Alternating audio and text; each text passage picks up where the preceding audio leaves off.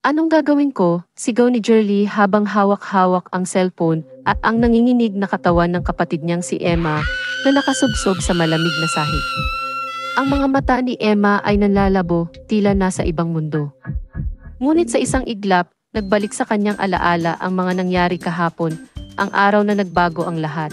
Si Emma ay isang kilalang vlogger na mahilig mag-explore ng mga lugar na bihirang napupuntahan.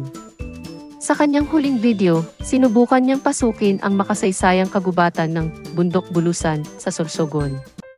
Ito'y puno ng magagandang tanawin, mga ulap na bumabalot sa bundok, mga puno na tila hinabi mula sa mga alamat, at ang nakamamanghang talon na nagtatago sa likod ng mga malalaking bato.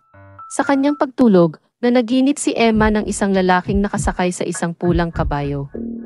Siya'y napakakisig, matangkad, maputi at may malagong buhok. Ang kanyang mga mata ay nanlilisik, ngunit hindi niya maipaliwanag kung bakit siya parang nahuhumaling. Sa panaginip, inaya siya ng lalaki sa isang malaking bahay sa gitna ng kagubatan, punong-puno ng liwanag at kasiyahan. Kinabukasan, nang mapanood ni Jerly ang vlog ni Emma, napansin niyang may kakaibang nahagip ang kamera ng kapatid habang naglalakad sa talon. "Ano to?" tanong niya. Ngunit tila wala sa sariling ulirat si Emma. Ang lalaki sa kanyang panaginip ay hindi simpleng nilalang.